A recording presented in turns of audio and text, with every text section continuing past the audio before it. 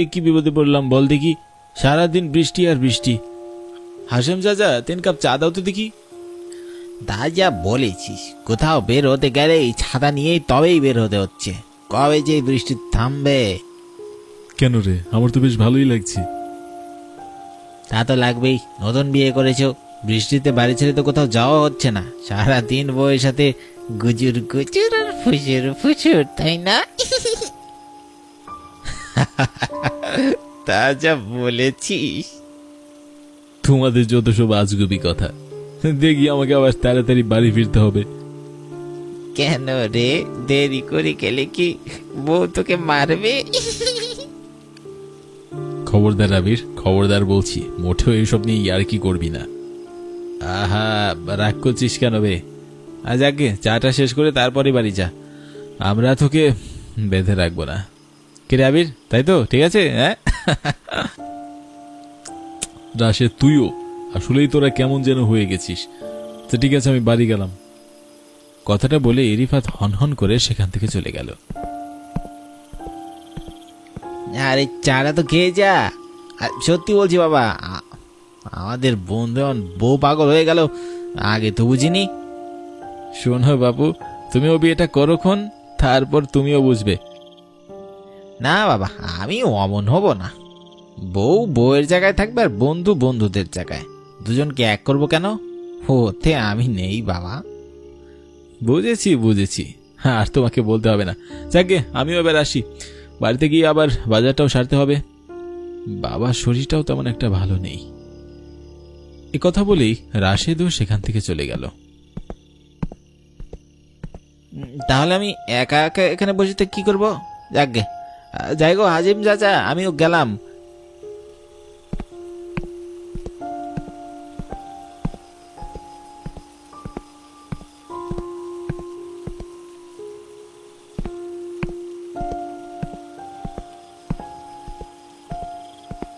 এই যা, কারেন্ট চলে গেল, সারাটা রাস্তা অন্ধকার। এখন কি হবে?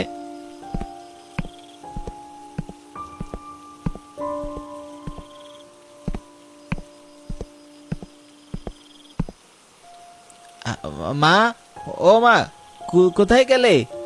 আজ রাতে কি ভাত পাবো না নাকি? সত্যি বাপু, হাতে পায়ে বড় হয়েছিস। আমার যে এখন বয়স হয়েছে সেটা কি তোর মাথায় ঢোকে? অত তাড়াতাড়ি করে তো আর আমি কাজ সারতে পারি না। তাহলে কি করতে হবে শুনি? কেন রে, রিফাত যা করেছে তাই করবি। ও বুঝেছি, আবারও সেই ভাঙ্গা রেকর্ড। আমি তো বলেইছি, ভালো চাকরি না পাওয়া পর্যন্ত আমি বিয়ে করছি না, সে তোমরা যতই আমায় চাপ দাও না কেন। শোনো ছেলের কথা, অত ভাবলে কি আর সংসার করা যায় বাবা? আমারও তো বয়স হয়েছে নাকি? এই সংসারের ঘানি আমি আর কতদিন টানবো বল দেখি?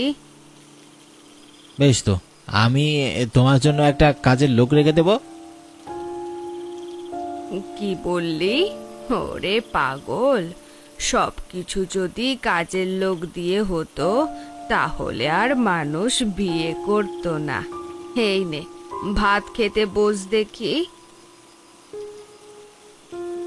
এই তো বসেছি, এবার তুমি যাও দেখি এখান থেকে, নইলে তোমার বিয়ে করার কথা আর শেষ হবে না, যত সব আজগুবি কথাবার্তা। এ কথা বলে আবির খেতে শুরু করলো। যাচ্ছি যাচ্ছি, এখন তো আমার কথা সহ্যই হবে না। তা তো হবেই না, তোমার তো সেই একই কথা, এক কথা শুনতে শুনতে আর ভালো লাগে না, বলে দিচ্ছি। বেশ, আমি আর কিচ্ছু বলছি না, খেয়ে দে ঘুমিয়ে পড়, আমাকে আর জ্বালাস না। কথাটা বলেই সেলিনা ঘর থেকে বেরিয়ে গেল, আর আবিরও খাওয়া শেষ করে ঘুমাতে গেল। অনেক রাত হয়ে গেছে, এবার ঘুমিয়ে পড়ি, আবার সকালে উঠে তো অফিসে দৌড়াতে হবে। এসব ভেবে আবির ঘুমিয়ে পড়ে, কিন্তু হঠাৎ মাঝরাতে দরজায় নক করার শব্দে আবিরের ঘুম ভেঙে যায়। আশ্চর্য, এত রাতে কে এলো হঠাৎ? একথা ভেবেই আবির বালিশের পাশে থাকা মোবাইলটা জ্বালিয়ে সময় দেখে নেয়। এ বাবা, 3:22 বাজে, তো রাতে আবার কে এলো? দরজায় জোরে জোরে ঠক ঠক শব্দ শুনে আবির বলে উঠল, কে এত রাতে? বাইরে তো বৃষ্টি হচ্ছে, এই বৃষ্টিতে আবার কে এলো এত রাতে? আবিরের প্রশ্নে দরজার ওপাশ থেকে রাশেদের গলা ভেসে আসলো, আবির তাড়াতাড়ি দরজাটা খোল, আমি খুব বিপদে পড়ে তোর কাছে এসেছি। এ কি, এটা তো রাশেদের গলা। না না, যাই দরজাটা খুলি।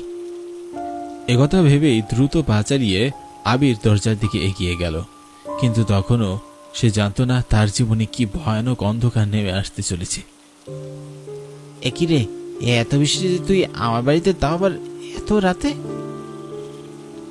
খুব বিপদে পড়েছি রে আবির, বাবার শরীরটা হঠাৎ অনেক বেশি খারাপ করছে। বলিস কি?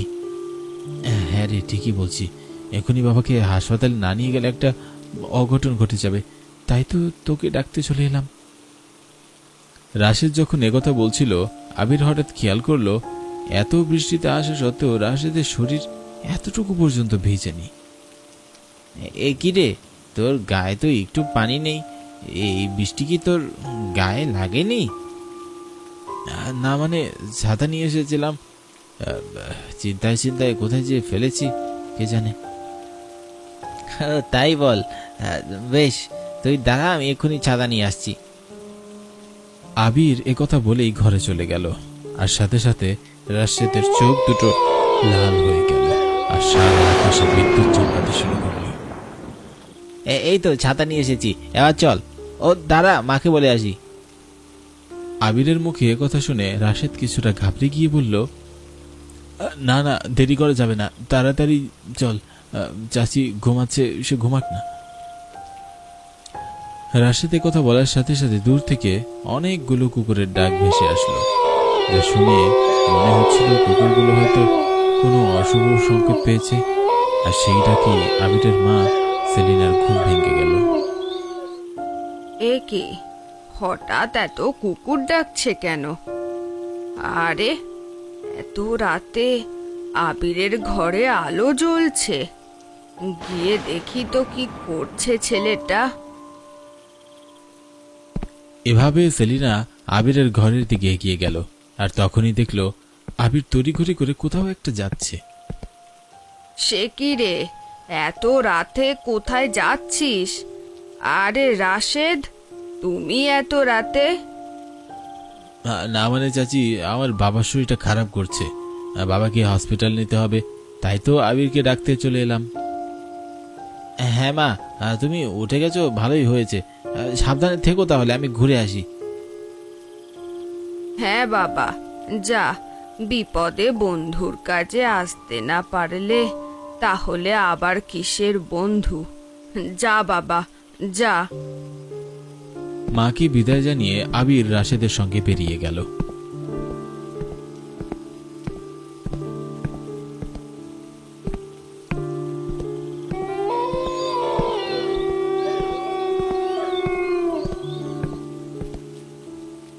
কিছু দূর যেতেই হঠাৎ আবির খেয়াল করলো রাশেদ আবিরের থেকে কিছু একটা দূরে হাঁটছে। সেই দেখে অবাক হয়ে আবির বলল, কি রে রাশেদ, তুই তো ভিজে যাবি, এতটা দূরে হাঁটছিস কেন? আবিরের প্রশ্নে রাশেদ তার দিকে না তাকিয়েই বলল, আমার কিচ্ছু হবে না, আমাকে নিয়ে অত চিন্তা করতে হবে না, চল। আশ্চর্য, তুই হঠাৎ এমন করে কথা বলছিস কেন? একথা বলেই আবির রাশেদের হাত চেপে ধরল। সাথে সাথে তার মনে হলো এ যেন কোনো জ্যান্ত মানুষের হাত নয়, এ যেন বরফ ঠান্ডা হাত। এ কি রাশেদ, এত ঠান্ডা কেন তোর হাত? একথা বলার সাথে সাথে রাশেদের সারা শরীর পাল্টে গেল, এক কাতাকার ভয়ঙ্কর চেহারার ধারণ করলো, মুহূর্তেই পাল্টে গেল সবকিছু। কারণ আমি রাশেদ নই, আমি তোর জম। আমার কাছে আয়। আমি কি দেখছি? রাশেদ কোথায় গেল? ও বাবা গো, কি ভয়ঙ্কর দৃশ্য! কে কোথায় আছো? বাঁচাও, বাঁচাও আমাকে! কে কে বাঁচাবে তোকে আমার হাত থেকে? কেউ বাঁচাবে না। আয় আমার কাছে আয়, কতকাল মানুষের রক্ত খাই না। আয় বলছি। ভয়ঙ্কর কাদাকার ভুট্টা এই কথা বলার সাথে সাথে আবিরের চোখ লাল হয়ে গেল। আবির যেন ভুট্টার বশীভূত হয়ে গেল। আয় আমার কাছে আয়। আবির ভুট্টার ডাক শুনে তার পিছনে পিছনে যেতে লাগলো। অন্যদিকে ঠিক তখনই রাশেদ আবিরের বাড়িতে গিয়ে তাকে ডাকতে লাগলো। আবির, এই আবির, বাড়িতে আছিস? সেলিনা এ কথা বলেই দরজা খুলে দেখলো ওপাশে রাশেদ দাঁড়িয়ে আছে। সে কি, কিছুক্ষণ আগেই না তুমি ওকে ডেকে নিয়ে গেলে? আমার আবির কার সাথে গেল? হায় আল্লাহ! কি বলছেন কি চাচি? হ্যাঁ বাবা, আমার ছেলেটাকে বাঁচাও। এতদিন শুনেছি এই গ্রামে নাকি নিশি ডাকে, তাহলে কি আমার ছেলেটাকে ওই ডেকে নিয়ে গেল?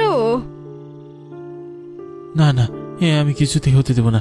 চলুন চাচি, যে করেই হোক আবিরকে বাঁচাতেই হবে। কোন দিকে গেছে ওরা? ওই তো সামনে গোরস্থানের রাস্তাটায়। এ কথা বলেই রাশেদ সেলিনাকে সঙ্গে করে গোরস্থানের দিকে চলে গেল।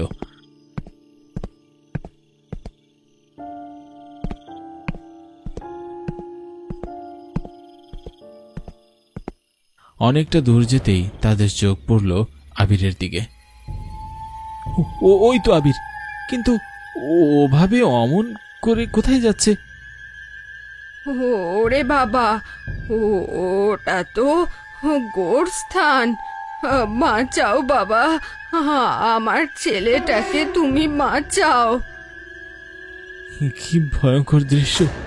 আবিরের চোখ দুটো কেমন লাল লাল হয়ে জ্বলজ্বল করছে। আবির, হে আবির, দাঁড়া দাঁড়া বলছি।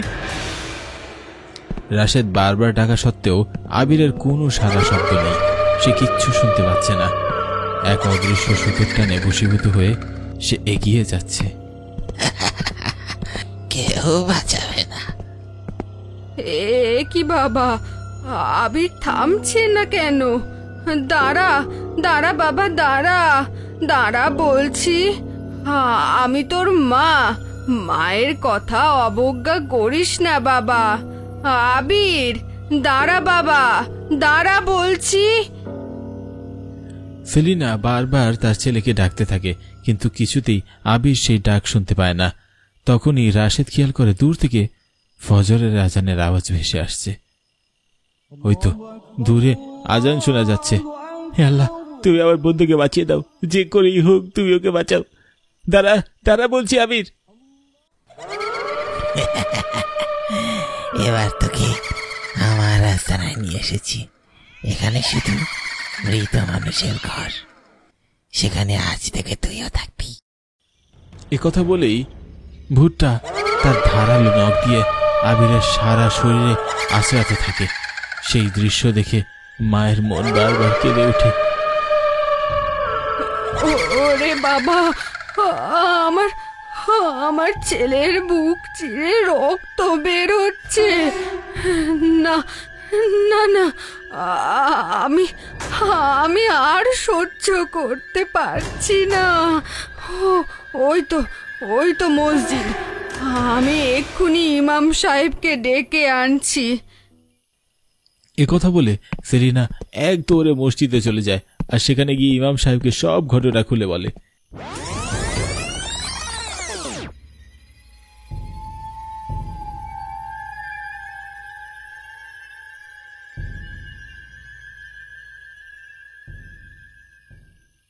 তারপর ইমাম সাহেব বলে, চিন্তা করো না বা, আমি এক্ষুনি যাচ্ছি তোমার সাথে। যত বড় দুষ্ট আত্মাই হোক না কেন, আল্লাহর এই পবিত্র জমজমের পানি শক্তির চেয়ে ও শক্তি কিছুই না। চলো চলো, আমার সাথে চলো। এই বলে ইমাম সাহেব সেলিনার সঙ্গে গুরুস্থানে যায়। ওই তো আমার ছেলে। দাঁড়া বাবা, দাঁড়া। কে তুই দুষ্ট আত্মা? আমি তোকে এক্ষুনি শাস্তি দেব বলছি। তার আগে ছেলেটাকে তোর হাত থেকে মুক্তি করে দে বলছি। একথা বলে ইমাম সাহেব পবিত্র জমজমের পানি আবিরের গায়ে ছিটাতেই আবিরের শরীরে যেন প্রাণ ফিরে পায় সে। মা, তুমি এসেছো? রাশেদ, তুই এসেছিস? হ্যাঁ রে, হ্যাঁ রে আবির, আমরা এসেছি। আরে জমজমের পানি না, না, এখানে আর থাকা যাবে না। একথা বলে ভয়ঙ্কর সেই ভূতটা কবরের ভিতরে ঢুকে গেল। আমি তো ভেবেছিলাম আমি আর বাঁচব না। চিন্তা নেই বাবা, তুমি এখন একদম মুক্ত। এই জমজমের পানিটা তোমার কাছে রাখো, তাহলে দুষ্ট আত্মা আর কোনো দিন তোমার কাছেও আসতে পারবে না, তোমাকে স্পর্শ করতে পারবে না। ধন্যবাদ ইমাম সাহেব। একথা বলেই আবির আর রাশেদ তার মাকে নিয়ে বাড়ি চলে যায়। হ্যালো বন্ধুরা, গল্পটি যদি তোমাদের ভালো লাগে তাহলে অবশ্যই চ্যানেলটিকে সাবস্ক্রাইব করে রাখো আর পাশে থাকা বেল আইকনটিতে ক্লিক করে রাখো। তোমাদের একটি সুন্দর কমেন্ট ও লাইক আমাদের নতুন গল্প তৈরিতে অনেক উৎসাহিত করে।